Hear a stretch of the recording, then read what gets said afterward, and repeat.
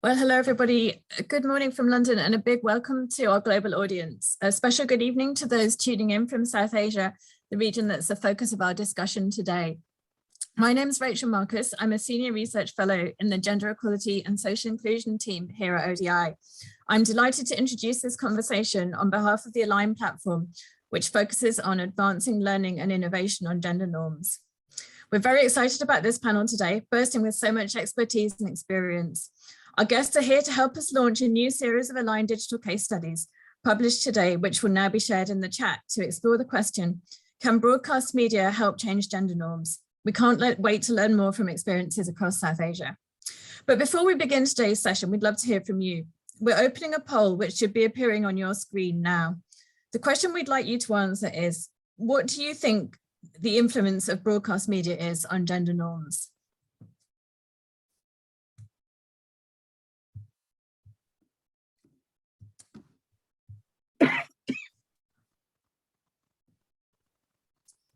Please make your selection now, and while we wait for the results to come through, I'll just say that we hope to foster plenty of exchange between today's audience and our wonderful speakers.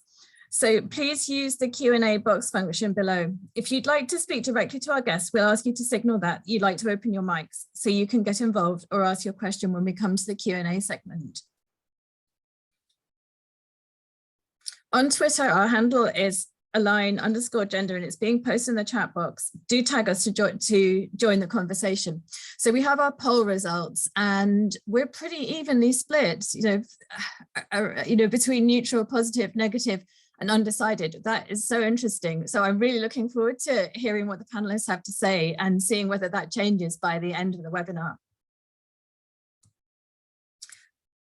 Also, before we go further, I wanted to mention that we have an automated closed caption function, which you can switch on via the CC button.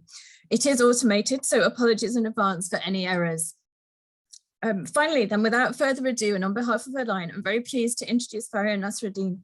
Faria is a scholar at Harvard University and an Align consultant. She has led the research and is author of our new Align case studies. So we'll now give a brief overview of what she found. Faria, over to you. Thanks, Rachel. It's a pleasure to be here to share this new research. I'm Faria Nasruddin, and here at Align, we're interested in broadcast media because it can be a tool to shift gendered social norms and move towards gender equality. Broadcast media gives journalists and media decision makers the power to break down gender stereotypes, showcase positive role models, real or fictional, and open up more equal professional opportunities for women in the sector. Broadcast media has a clear impact on our attitudes, beliefs, and behaviors, as reflected in my extensive literature review published on the Align platform. The majority of this research finds that today's media content is still mostly stereotyped, unrepresentative, and ultimately harmful to women and gender minorities. There has, however, been far less research on how broadcast media can, and in fact does, make a direct contribution to gender norm change. And Align's latest series of case studies aims to help fill that research gap. These case studies build on the findings from a range of research showing how representation and role modeling help to promote egalitarian gender norms. They bring together voices from three key sectors in the media. The first being education, entertainment, and development programming, the second being commercial and the entertainment sector, and the third being news media and journalism. Firstly, the case studies from edutainment explore the different methodologies used by development organizations to plan targeted broadcast drama series. Next, the case studies on the commercial entertainment sector review how non-governmental organizations leverage their research to drive top-down change with content creators in Hollywood. And lastly, from the news media sector, we examine how journalists can improve their practices to produce news content that is both gender representative and gender sensitive, and how data on the representation of women in broadcast media are used to change national legislation and policy. How women and men are depicted in the media has a profound effect on societal attitudes by reinforcing traditional gender roles. Thus, by exploring how key actors in broadcast media approach gender norm change and studying the impacts of their initiatives, these case studies are a contribution to knowledge on how to build better programs, to counter harmful gender norms, and ultimately to create a more gender just and equal world. So I'm sure that the audience today will find the case studies both relevant and interesting. And it was fascinating. It was fascinating work. It gave me a lot of hope for how we can accelerate change. We're putting the link to the aligned case studies in the chat again now, so please do have a read and let me know what you think. Now I'm delighted to be introducing our moderator for today's discussion, Amu Joseph. Amu is a leading author and journalist in India's media sector. She's a champion of gender equality and a trailblazing figure who helped found the Network of Women in Media in India in 2002. Amu writes primarily on issues related to gender, human development, and the media itself. She's the author of multiple books which overlap with our discussion today and has supported the coordination of the Global Media Monitoring Project's research in India as well. We couldn't think of a better voice to lead our discussion today, so thank you, Amu, for sharing your time and insight with us. Off to you. Thank you, Faria. I'm happy to be part of this event. Thank you for inviting me to moderate this much needed conversation about the role of the media, especially the broadcast media, in promoting gender equality, both within the media and in society. As most of you no doubt know, the global report of the Global Media Monitoring Project 2020 was launched in July 2021. Sadly, it revealed that it may take at least another 67 years to close the average gender equality gap in traditional news media worldwide. No country or region in the world has so far achieved anywhere near gender equality in terms of people who appear as subjects and sources in news content.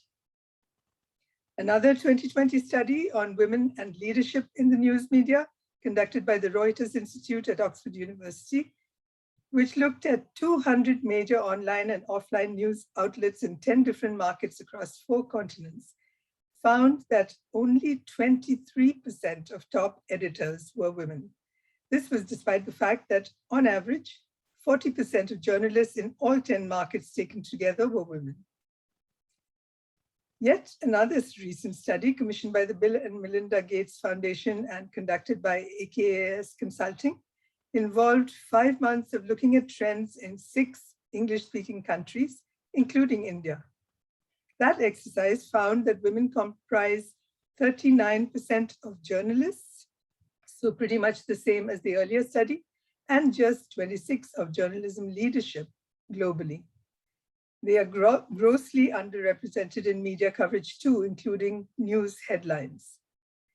It is clear, therefore, that a lot of change is needed, and no doubt the diverse panel put together by the Align team will help us figure out some ways in which change can be brought about.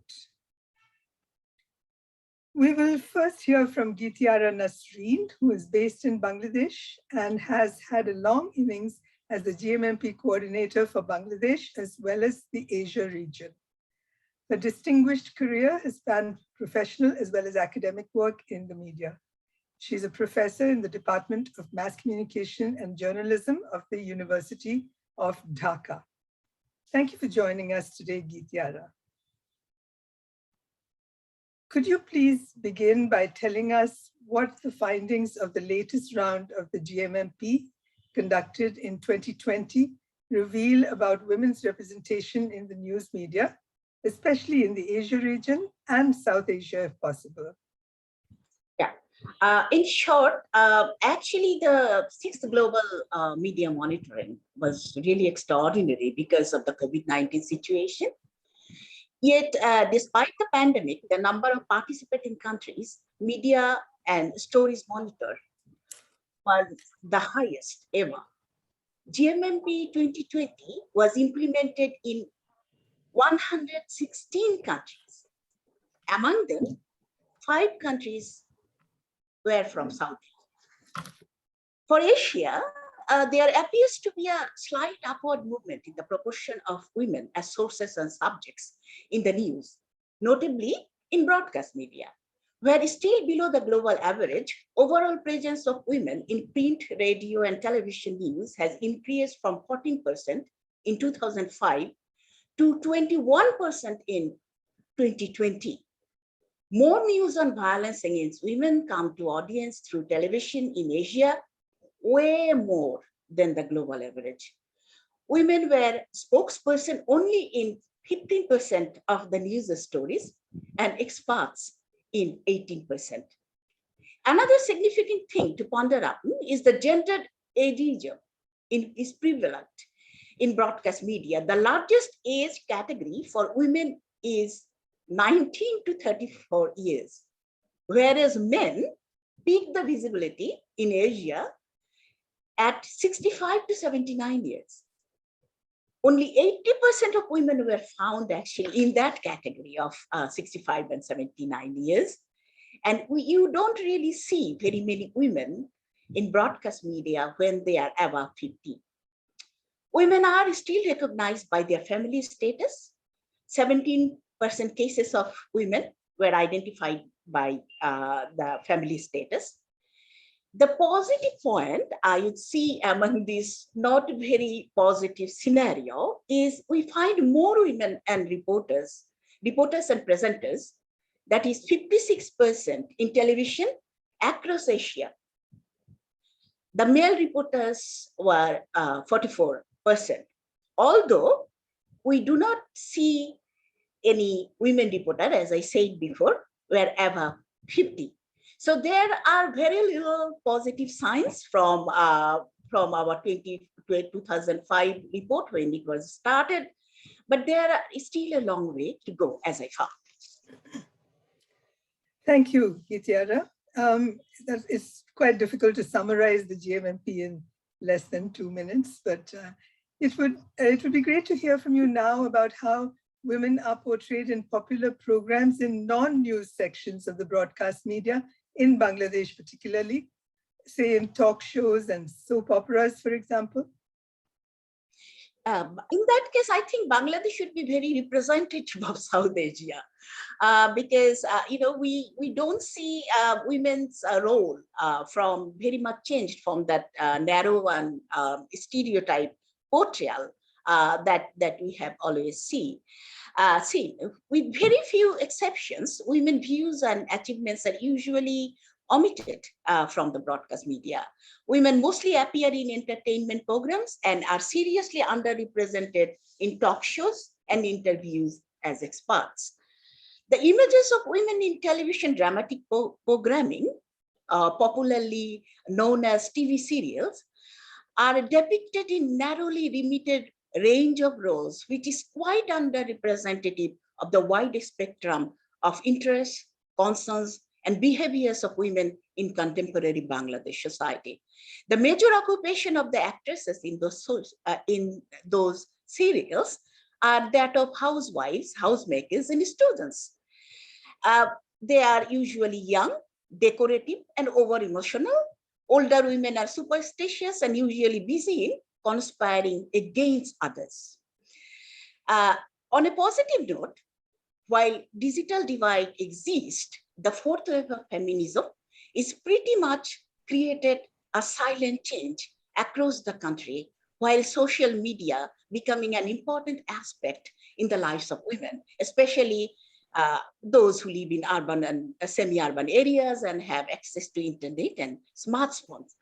So quite a few portals now deal with women's issues, pick up debates, and there are very strong digital network being built among women that addresses issues that are particularly very much relevant to women, which we don't find in broadcast media.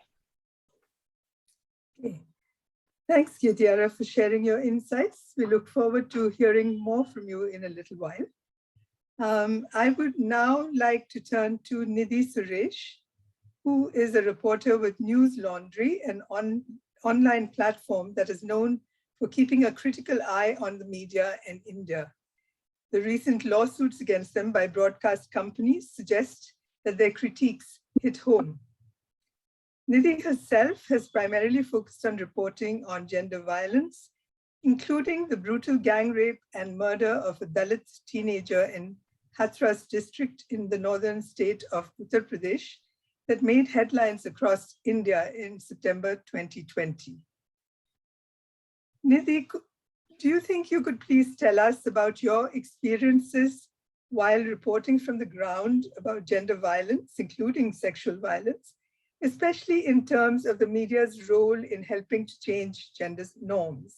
In other words, how do you think the media can contribute to transforming the social roles and rules and expectations that keep the prevailing patriarchal gender system intact?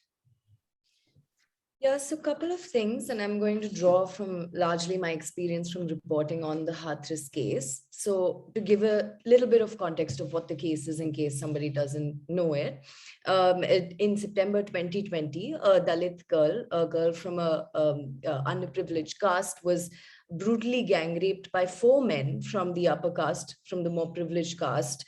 And then there was a whole system that caused a lack of delay in medical attention. There was poor investigation. The family was put through repeated, they had to repeatedly explain what happened to multiple investigating teams. And after 2 weeks of receiving treatment, the young girl died. And when she died, the Uttar Pradesh government actually went ahead and cremated her body. I actually don't even want to call it a cremation. It was a body burning without the consent of the family. And then we started reporting the case when she was in the hospital, and it's been more than a year now. We just completed 1 year since her death this September.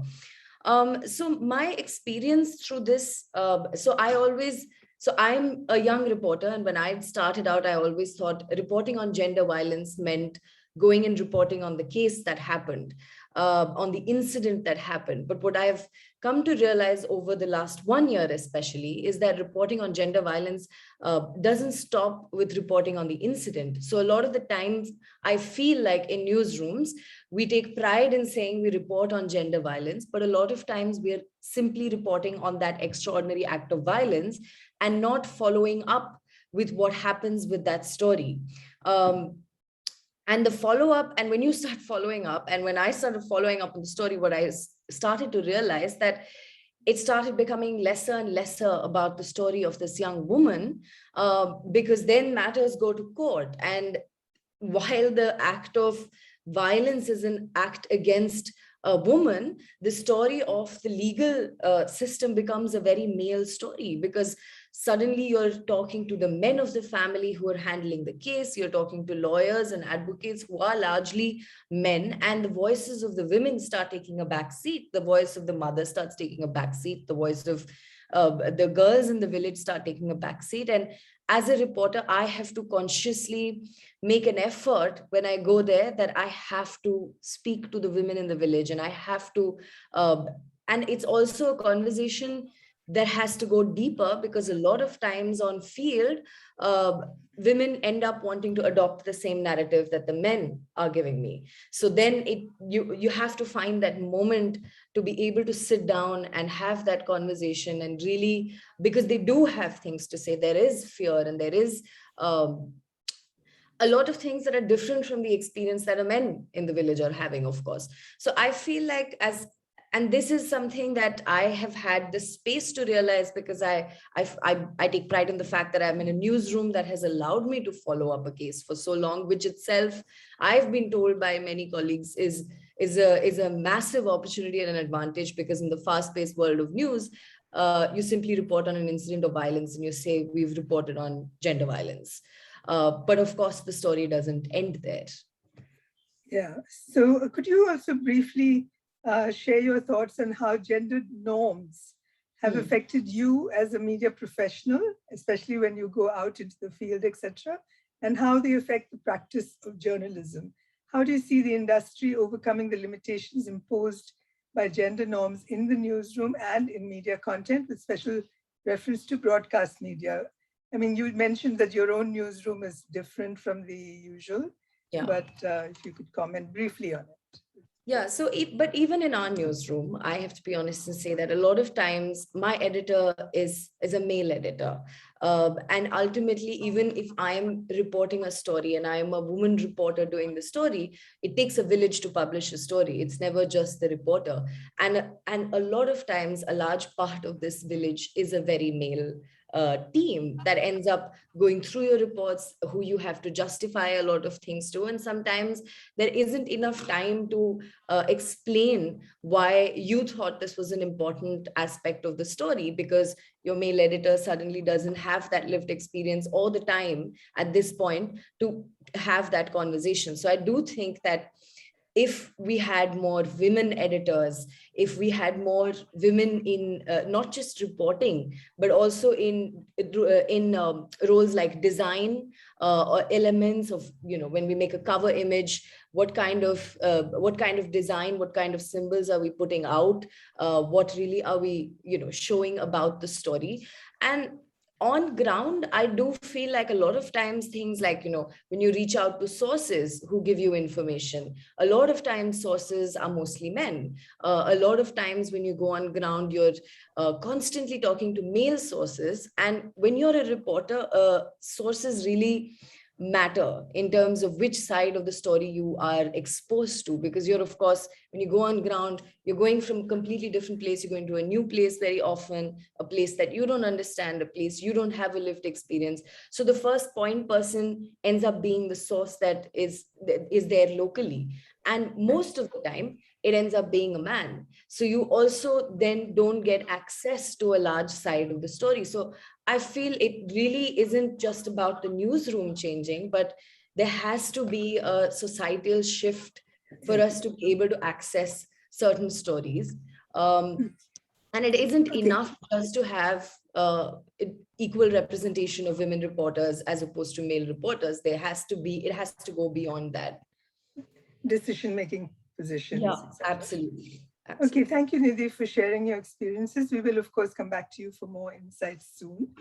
I will now turn to Rajan Parajuli, who is a journalist and also country director of the Population Media Center in Nepal.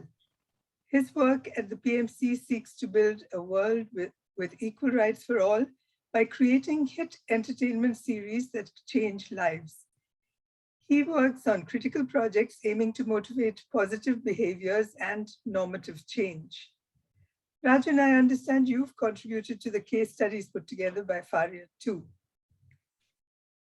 Could you first share your thoughts on the gender norms that currently prevail in the broadcast media and how current content impacts people and their lives, especially in terms of the issues you have focused on in your projects, such as child marriage, girls' education, and gender-based violence? Thank you, Amu. When I was listening to Gityara, I was feeling that, oh, we share so much common content in the broadcasting world between Bangladesh and Nepal. When you look at the content, entertainment content in broadcast media, we can look at it at two levels. One, where men are protagonists. If in any content where men are portrayed as protagonists, you will find that women are mostly portrayed as victims, sufferer, delicate, vulnerable, and helpless. So that all these men who are playing the positive role there would come and help them, protect them. Well, now, if you look at the audience market of South Asia, then all of this, the private sectors, media industries have already understood and cannot avoid the fact that most of their audiences are women. So things are slowly changing, and women are being tried to portray it in a positive way. But again, in all of the different drama series which are widely popular in South Asia, where the women who are portrayed as successful are good housekeeper, maintains family life, makes husband, in-laws, children happy and satisfied despite of her hectic, and busy life in her profession. They're trying to show that, that the good women are those women who can do good in public sphere, but can do really good in private family, and a young girl is portrayed as a good, who maintains family honor, saves her virginity before marriage, sacrifices her dreams and desires for her parents, listens to parents, maintains her family honor. So there is a old concept of the good and bad in terms of gender, men and women. When media constantly present these narratives in different formats, from advertisement to news, from movies to series, parents obviously want their daughter to be like that, isn't it? When they see it's not happening, then what happens is they force them for marriage. And yeah. I would like you to talk about your own work also. The PMC, and you obviously see entertainment as a powerful tool that can bring about social change. Could you elaborate on this a little bit? We don't have a lot of time, with examples from some of the series you've worked on and any other good examples you'd like to flag for us. So PMC definitely believes in power of entertainment and power of storytelling. We use serial drama as a major central tool of entertainment education for social change, with weaving other communication and campaigning elements. A well-designed entertainment show can educate people as well as motivate them to apply positive behaviors in their life. But to achieve that, the entertainment in PMC's case, we mostly use long-running serial drama, has to be the replica of the society. It has to break that boundary, of what is real and what is drama. When we actually bring the real life into the entertainment world, then people get hooked with that drama, and they hook with the character.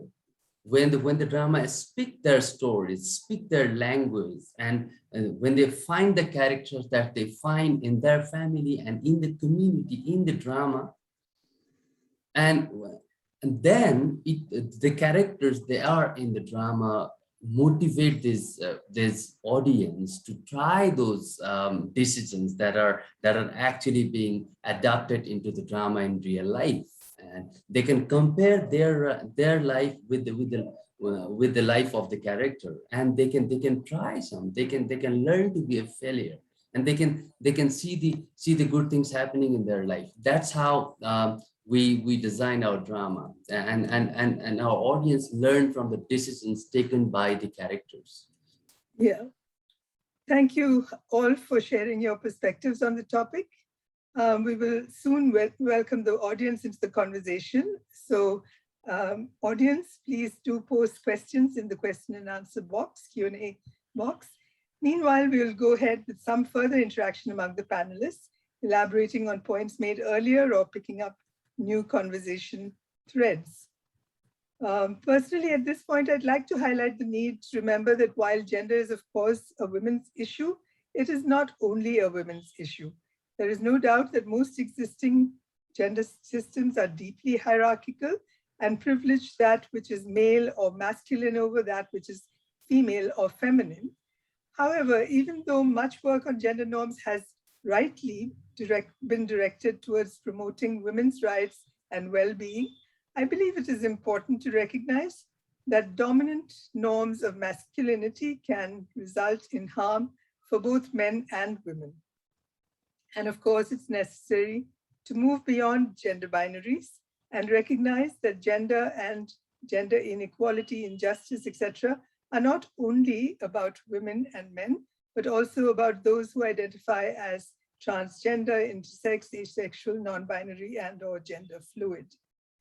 Incidentally, I would like to mention that the Network of Women in Media India is currently in the process of completing a study titled Man, Male Masculinities and the Media. So with that little disruptive intervention, I would like to invite Geetiara, Nidhi, and Rajan to please feel free to share any experiences, observations, or perspectives that they haven't had time to get into so far, especially any that will move us closer to a better understanding of if and how broadcast media can and must strive to change gender norms. I do have a few questions that you might like to think about. One is, of course, we want to talk about what needs to be done to ensure gender equality on and off screen. I would also be very interested in hearing from you about how you think social media are influencing media agendas, including the broadcast media, and whether you see this as a positive or negative trend in terms of gender norms. And and also if any of you would like to comment on whether or not the Me Too phenomenon has had any impact on the media, especially in terms of changing gender norms. So those are three questions that I'm just throwing out there in case you're interested in exploring that. But Geetiara, maybe you could go first.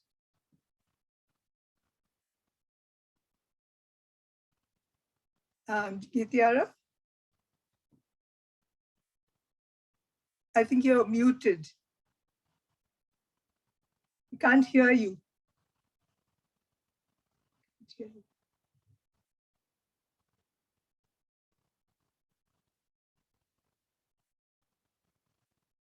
Can everybody else hear her? Because I can't.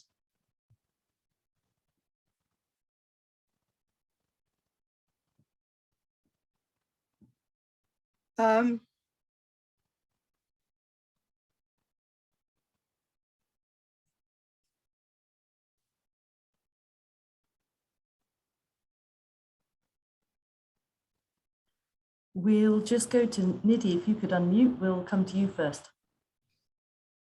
Yeah, I was wondering, Amo, if we could maybe pick out one question so that I can maybe respond to one of those. Nidhi, actually, I had a particular question for you because, Yeah. you know, there is quite a lot of evidence on the gendered impact of the COVID-19 pandemic on many aspects of life.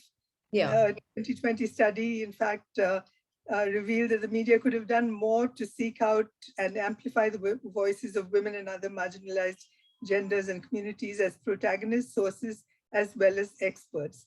Do you think more inclusive gender perspectives in news coverage, which, you know, especially if it's not only gender violence and very specific issues like that, but something like the pandemic, do you think a gender perspective could help change gender norms? Yeah, I definitely think so. Especially, I mean, pandemic is one, but I think that unless the story is seen as a gendered story, a lot of times we actually don't reach out to a woman on field unless it's like a sexual violence or a domestic case of domestic violence or something very particularly related to women.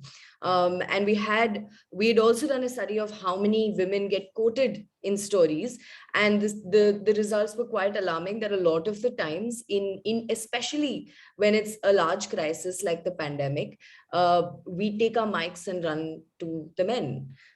Because there is this innate understanding that they will be able to articulate it better, that they will be able to tell the story better, that they're more collected. And we also have ideas of how we would want to see grief on screen and how we want to understand what is happening.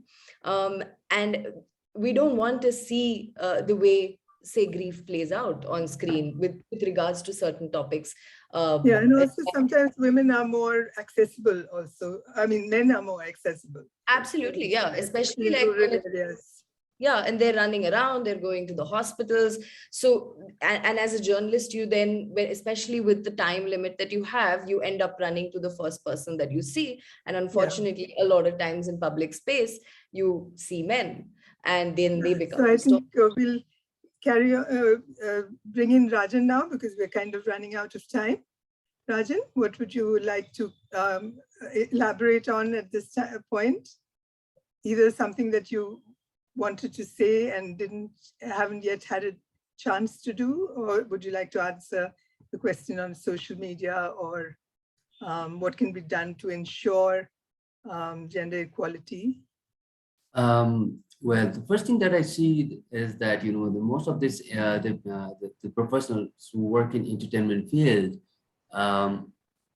have a feeling that they have a fear to include the educational content into the entertainment scene. You know, they have a fear that will ruin their content, the power of content, you know, that will ruin the entertainment value of the content, which is not entirely true, you know. Entertainment can be used for the social change. If you don't have another, you know, if you don't use it for the change, then it will remain as entertainment. People laugh and forget. you know. But if you're reaching out to the larger audience, which has been living with certain problems, gender, social norms, which is deeply rooted into the society, if the same platform can be used both as entertaining and educational, why not? And now all this entertainment education world is the approach is being led by the development organizations. But when entertainment industry join hand with the development organization, or entertainment industry also join hand for this social change, using entertainment as major tool, then the whole movement will go faster. Improvement will go rapidly. That's what I think. Thank you. Gitiara, are you ready now with your mic on?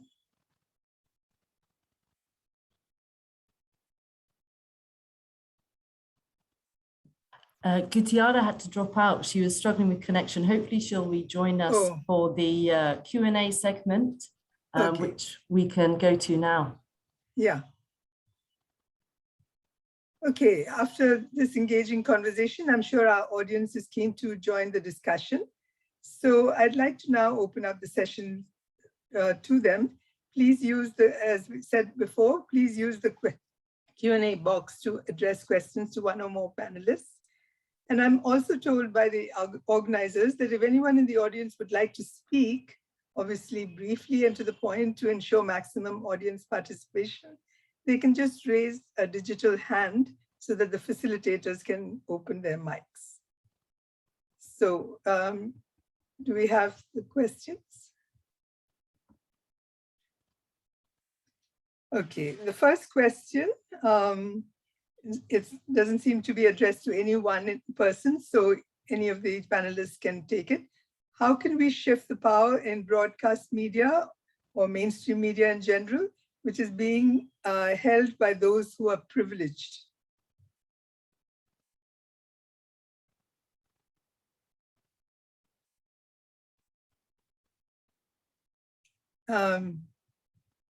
Rajan, would you like to take that? Sure. Yeah, sure. It has to be done, in my opinion, it has to be done at two levels. One, that we have to reach out to the people, who we'd like to change and work with them.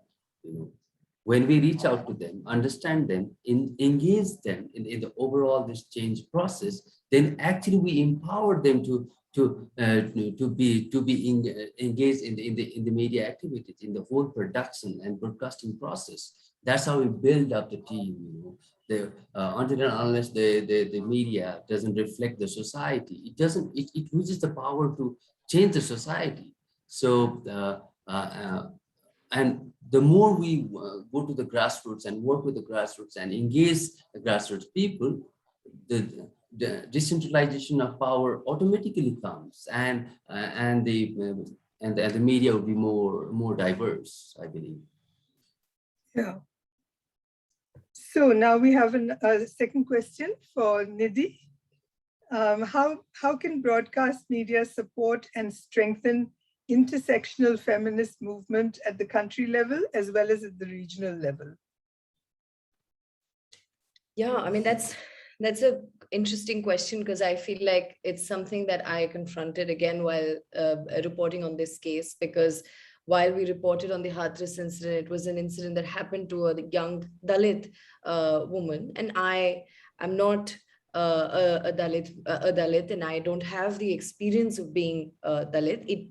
It was something I was acutely aware of, that this, and it's a conversation that happened across the country and keeps coming up, that this was not an act of caste violence, but it was only an act of gender violence.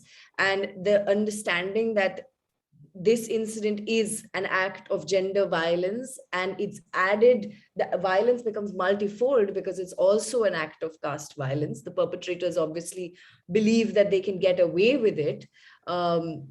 And the experience of it is also multifold, because currently the family experiences a larger sense of violence and isolation because of the caste they come from. And now I was constantly worried, how do I tell this story. There must be things I'm missing because I, of course, don't have this experience. I don't live in that area. It's not a language. Like Hindi is not my mother tongue. So maybe there's things that I'm losing in translation. And we were trying to put together a podcast where we could have more Dalit reporters come in and talk to us about what it would be like to report. And that's when we really realized this story itself, this one story, we struggled to find a Dalit woman or a Dalit man who had reported on this story, and just went to show that we don't have enough representation. So while we continue to comment about how we have to keep increasing reportage of caste, we're not really turning around and looking at whether the newsroom reflects enough inclusivity. No, in fact, we know that it does not. Yeah. Yeah. So I think the only solution is to really make that space. I mean, there really is no two ways about it. We have to just take a step back and make space for them. Yeah, I think some amount of efforts are being made, but I don't think they're enough. And they're mostly by the smaller organizations and not necessarily by the big ones where it can actually make a difference. Absolutely, yeah. Okay. Geetiara, there's a question. I think you've rejoined, right? Yes. Okay, great. There was a glitch and I could come back, couldn't hear what went on between. So, okay. Anyway, now just in time, there's a question for you. How can academic research institutions that work on gender issues improve dissemination in broadcast media? This is a very important thing. The connection between academia and media has always been an issue. Yes. There should be, I do believe, because we have been living in patriarchal societies for years now. So no knowledge about changing this situation is automatic. We do have to make an effort. So, we do to understand the problems and to understand the situation. And we highly believe that there should be courses at the university level, as well as the institutions that we call, for the journalism departments and the communication departments. Apart from research, we do this, since, there are research that are going on, there should be more. But I think it is time that the gender sensitive education should be integrated in media studies and journalism department. In Bangladesh, we have started that. In most of the journalism department, we have gender and media courses now, as well as in women and gender studies department. And we had done research in South Asia through SWAN, through South Asian Women's Network, and we haven't found that the women and media courses or gender and media courses are running in other countries. So I think there should be a very an effort should be taken to introduce such courses, along with the media literacy courses that we always say that media literacy courses should be at the community level. Even it can be started from the schools. In many countries of the world actually do that. Actually, there are courses on, in fact, I taught one at the beginning of the millennium at a journalism school on covering gender. And I think increasingly more, they at least have lectures on them, if not a whole course. But it's also a question of academics' attitudes to the media and their unwillingness to share with the media sometimes. So I think it's not a question of only educating the media people, but also academics, being a little more accessible. And, so that is another issue, I think. Now we have another question for Rajan. How do you make the argument or convince entertainment producers and writers that education can be a valuable component for their programming? This is right up your street, Rajan. Thank you for the question. Of course, this is not an easy path. It takes a lot of time, but from my experience, what I can say is that whenever you go to this the entertainment world, you'll find that they mostly care about the rating. How many people are actually watching it? How many people are actually listening to it? But to convince them, we have to go slightly deeper than just listenership and viewership. What are the impacts of the program? How it has affected the behaviors, attitude, and knowledge. And when we start measuring that, then all these entertainment contents will be exposed. If they are doing bad in terms of changing behaviors, that will come in a surface as evidence. Or there might be a lot of entertainment content which are purely produced to entertain people, but are really doing some positive impact in the society. It has to be researched, it has to be evaluated, and those evaluation has to be shared and discussed. Then I think all these people who are working in the entertainment field, they also want to have some purpose in their life to impact millions and thousands and hundreds of people. If they get the chance, why not? But I think there's a lack of evidence to share. There's a lack of enthusiasm to look at that evidence, which can help, I think. Thank you. Now there's a question for Nidhi again.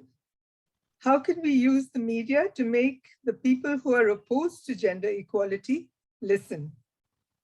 For example, if we post a tweet using the hashtag #StopSexism, those with sexist views will probably not pay attention to it. Only the people who are already aligned to the statement to stop sexism. So in other words, how do we avoid preaching to the converted and reach out to more people who may not share our views, but need to be persuaded? I think the responsibility also lies with how we do our journalism. Like a lot of times, if I'm reporting a story on domestic violence, or say even sexual violence, or it could be small patriarchal norms in a workplace, and I'm doing a story on it, it also matters who I'm reaching out to for a quote. A lot of times as a reporter, then your own biases kick in and you reach out to people who you think are saying the things you want to hear. But I do think the more we reach out to people we may not agree with, but can actually form a discussion and move forward a discussion, is when we will also be able to have an audience that is diverse and varied and can actually engage. Because I personally feel that if you have the same people who you agree with in the same room and have the same conversation, it's also the people who agree with you who are going to listen. Because you're also then canceling out a section because you simply have lost the ability to have that conversation.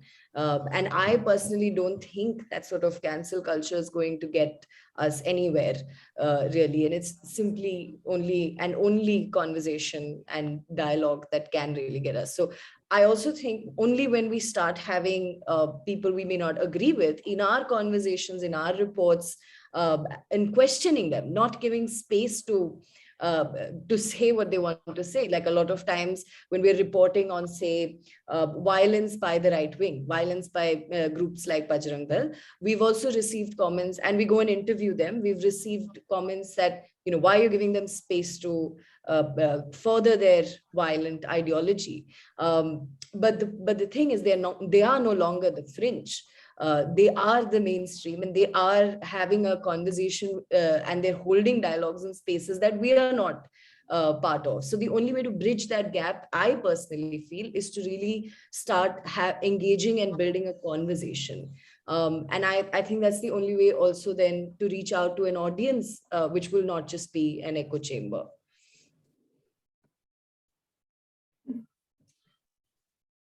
So any more, there's a final question for all speakers.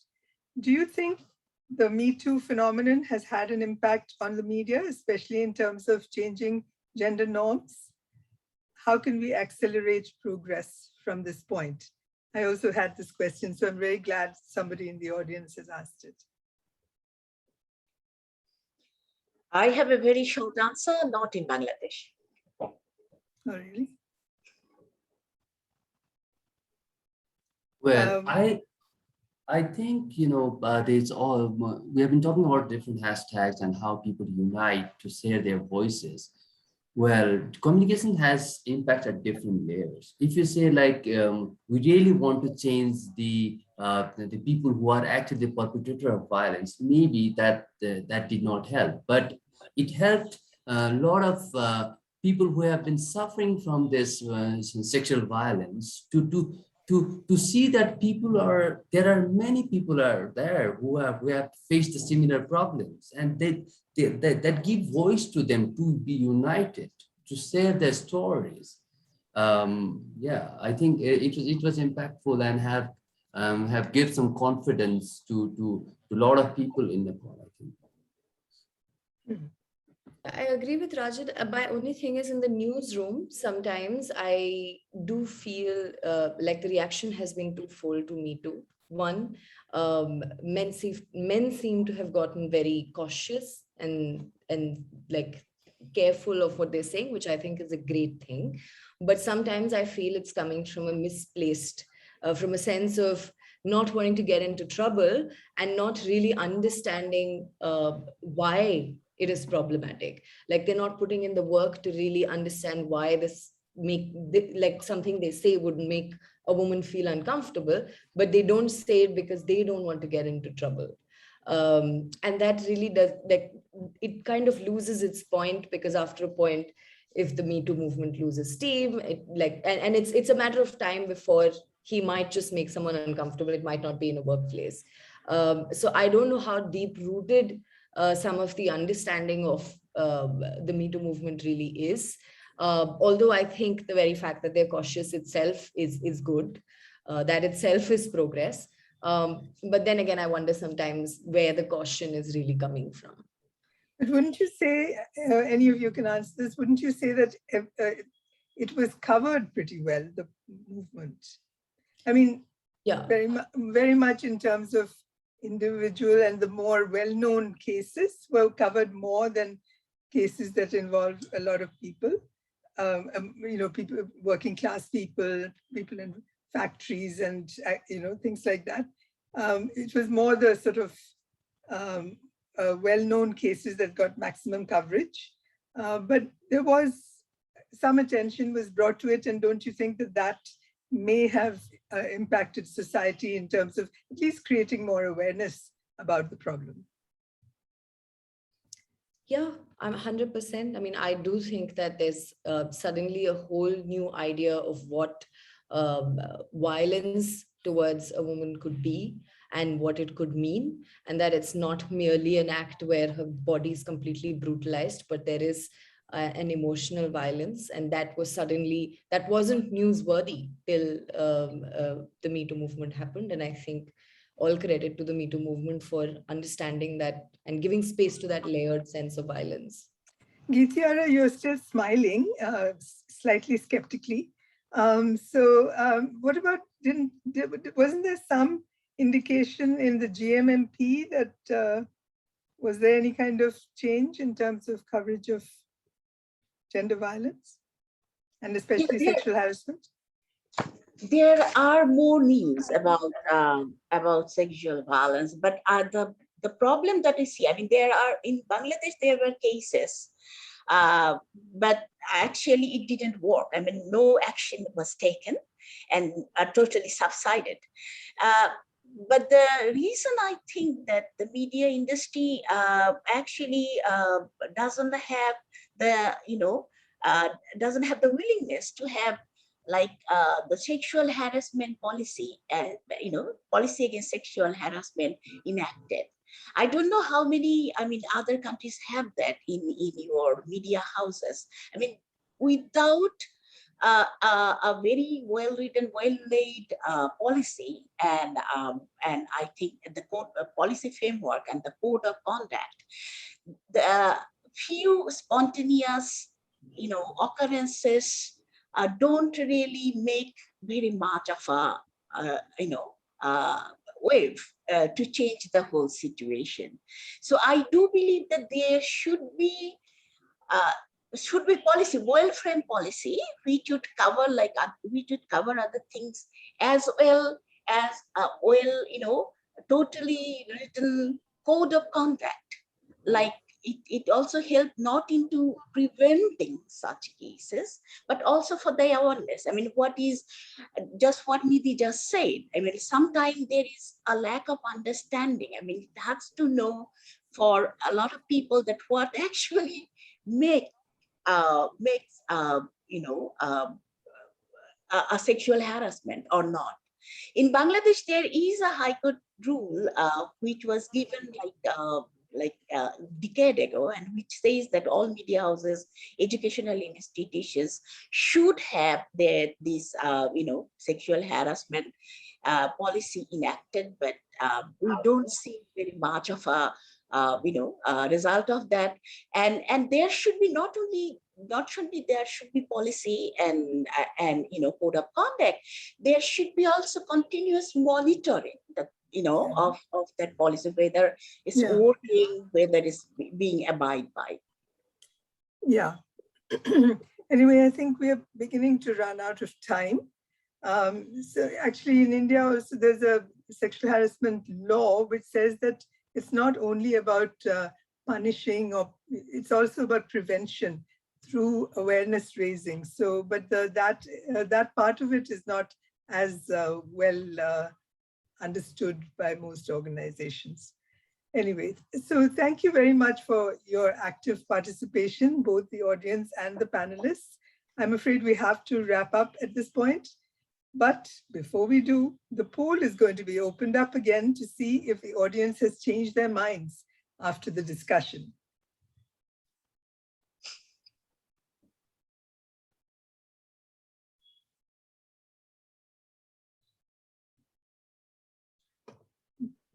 The poll must have appeared on your screens. Please go ahead and share your answer. The question is, what do you think the influence of broadcast media is on gender norms? The options are neutral, positive, negative, undecided. Please do vote again.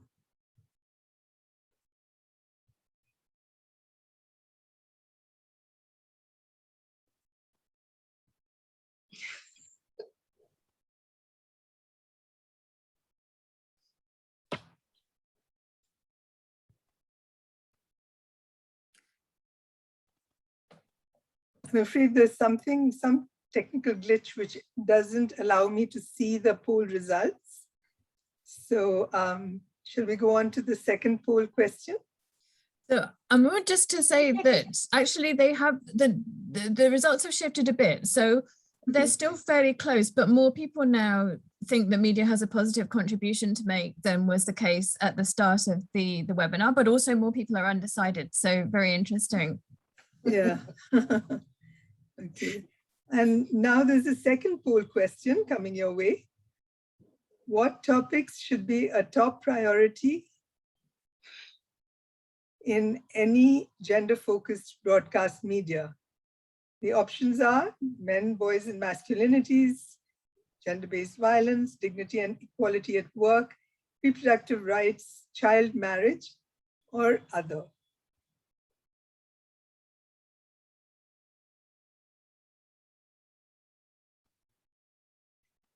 And Rachel, if you could, do the.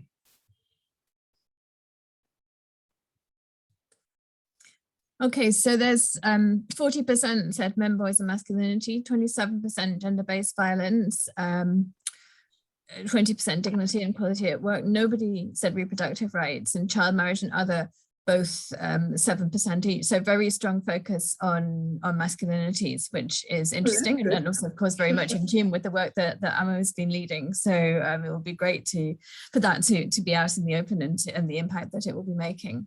So Amo, back to you then for final closing. That is really interesting, because I think that probably is the missing link, actually. I think women have changed a lot, and a lot more needs to be done with men. but I hope men will lead that and not expect women to do that as well. So that brings us to the end of this fascinating discussion, at least for now. And I think we've all learned a lot. I hope you think so too. Before we close, I would like to thank Geetiara Nasreen, Nidhi Suresh, and Rajan Parajuli for taking time out of their busy schedules to share their experiences and perspectives with us today. I would also like to thank Faria for her research and the Align platform for hosting this much needed discussion. And of course, last but not least, I would like to thank all of you in the audience for joining us today. Thanks in advance also to the listeners who will be joining us post-event on Align's SoundCloud or YouTube channels. I presume the link to that will be shared in the chat box. We know this has been a challenging couple of years for all of us, so we appreciate your sharing your time and thoughts with us today all the more. So over to you, Rachel. So thank you so much for your moderation of this really fascinating discussion. A final word from us here at Align. Thank you so much to everybody who participated today, both the presenters for your amazing insights and the really great questions from the audience. As Amu said, you can watch this event again on the ODI and Align website in the coming days or on YouTube. Please do share this content to keep the conversation going. Align is intended to be a space to share resources, knowledge, and experience. And if you do have materials you'd like to share with us, please do be in touch, and we can further the conversation around gender norms and their potential to shift within the media. So finally, a big thank you to everyone for joining us. We hope you have a great rest of the week, and we look forward to engaging with you in the future. Thank you all, and goodbye. Thank you. Thank you very much. Bye.